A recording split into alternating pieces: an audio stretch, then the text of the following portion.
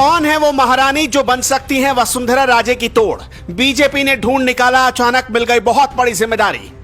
ताजमहल पर करती हैं दावा, अचानक वसुंधरा के कद की होंगी दावेदार। मोदी ने उतार दिया एक ऐसी महारानी को राजपूतों में जिनकी पकड़ जबरदस्त है। राजस्थान में अगर जीती बीजेपी तो वही बनेंगे मुख्यमंत्री, संकेत मिल गया। बड़े बड़े नेताओं को लगा दिया गया किनारे। कहते हैं राजस्थान में बीजेपी में वसुंधरा राजे से बड़ा किसी का कद नहीं हो सकता, लेकिन अचानक वसुंधरा राजे का कद छोटा हो गया और एक दूसरी महारानी का कद उनके बराबर हो चला है। खुद पीएम मोदी ने वसुंधरा राजे को किनारे लगाकर उन महारानी को आगे कर दिया है। खबर है कि ना तो पीएम मोदी वसुंधरा राजे को कोई भाव दे रहे और ना ही अमित शाह। इसकी एक तस्वीर तब दिखी जब जयपुर में प्रधानमंत्री की सभा हो रही थी। मोदी मंच पर चढ़े तो सभी नेताओं का अभिवादन करते हुए चढ़े, लेकिन जैसे ही वसुंधरा राजे के नजदीक पहुंचे अचानक मोदी ने मुंह फेर लिया, जबकि वसुंधरा राजे की कुर्सी ठीक पीएम मोदी के बगल में लगाई गई थी। इतना तो तय है कि वसुंधरा राजे के साथ पार्टी में सब कुछ अब पहले जैसा नहीं रहा। खबर है कि अमित शाह राजस्थान में मैराथन बैठक 2 दिनों तक करते रहे, लेकिन उस बैठक में भी वसुंधरा राजे को सबसे आखिर में बुलाया गया। करीब 2 घंटे तक वसुंधरा राजे और अमित शाह के बीच बातचीत हुई। इसके बाद नाराज होकर वसुंधरा राजे वहां से निकल गई। पर सवाल यही है कि वसुंधरा राजे नहीं तो कौन? राजस्थान में बीजेपी के पास चेहरे तो बहुत हैं, जिनमें केंद्रीय मंत्री गजेंद्र सिंह शेखावत से लेकर प्रहलाद जोशी तक के नाम शामिल हैं। लेकिन इन सारे नामों में वसुंधरा राजे सबसे ताकतवर मानी जा रही थी। अब उनकी जगह बीजेपी को नई महारानी मिल चुकी है।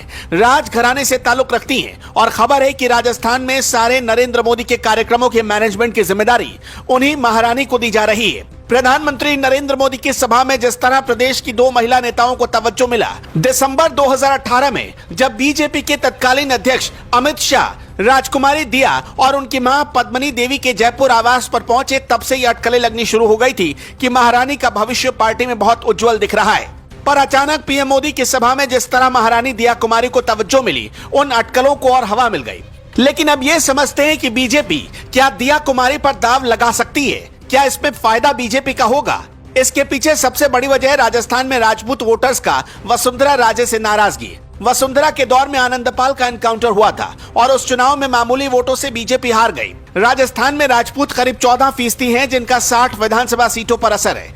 जयपुर, जालौर, जैसलमेर, बाड़मेर, कोटा, उदयपुर, चित्तौड़गढ़, अजमेर, नागौर, जोधपुर, राजसमंद, पाली, बीकानेर और भीलवाड़ा, इन इलाकों में राजपूत वोटों की नाराजगी किसी भी पार्टी के लिए भारी पड़ जाती रही है। वैसे तो बीजेपी के पास कई राजपूत नेता राज्य में मौजूद हैं, जिनमें केंद्रीय मंत्री गजेंद्र सिंह शेखावत और पूर्व केंद्रीय मंत्री और सांसद राज्यवर्धन सिंह राठौर भी शामिल हैं। लेकिन सांसद दिया कुमारी की बात अलग है।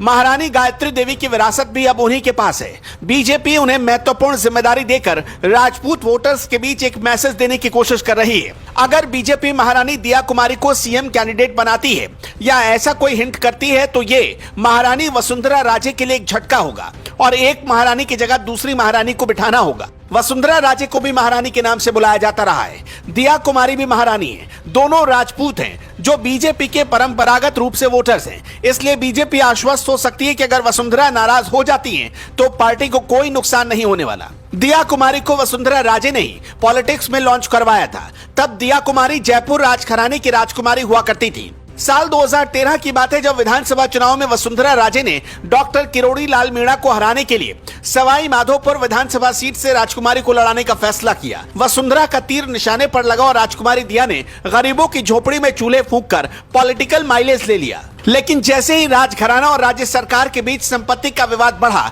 दोनों महारानियां आमने सामने आ गई। जयपुर के पूर्व राज परिवार के प्रिंसेस और बीजेपी सांसद दिया कुमारी वही हैं जिन्होंने दावा किया था कि ताजमहल उनकी प्रॉपर्टी है, जो उनके परिवार के पैलेस पर बना है। दिया कुमारी ने दावा किया कि उनके पास ऐसे डॉक्यूमेंट्स मौजूद हैं जो बताते हैं कि ताजमहल पहले जयपुर के पूर्व राज परिवार का पैलेस हुआ करता था, जिस पर शाहजहां ने कब्जा कर लिया था। महारानी दिया को मुख्यमंत्री बनाकर पार्टी हाईकमान वसुंधरा से अपना हिसाब चुकता कर सकता है, क्योंकि कई बार ऐसे मौके आए जब वसुंधरा राजे सत्ता में थी और मुख्यमंत्री की कमान संभाल रही थी। उस वक्त केंद्रीय नेतृत्व को वसुंधरा राजे ने कोई भाव नहीं दिया और खुलकर मतभेद सामने आए थे। जयपुर राजघराना कछवाहा राजपूतों का रहा है। महारानी दिया कुमारी कई बार ये दावा कर चुकी है कि उनका वंश श्री राम के बेटे कुश के 399 पीढ़ी का है। पिता भवानी सिंह को 1971 के भारत पाक युद्ध में पराक्रम दिखाने के लिए याद किया जाता है। तब उनके अदम्य साहस और वीरता के लिए उन्हें महावीर चक्र से सम्मानित किया गया था।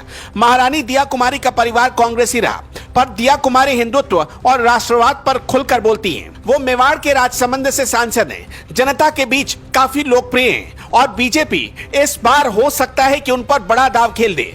वैसे आपको क्या लगता है, क्या राजस्थान में वसुंधरा राजे को इग्नोर करना इतना आसान होगा बीजेपी के लिए? अपनी राय हमें कमेंट बॉक्स में जरूर बताएं।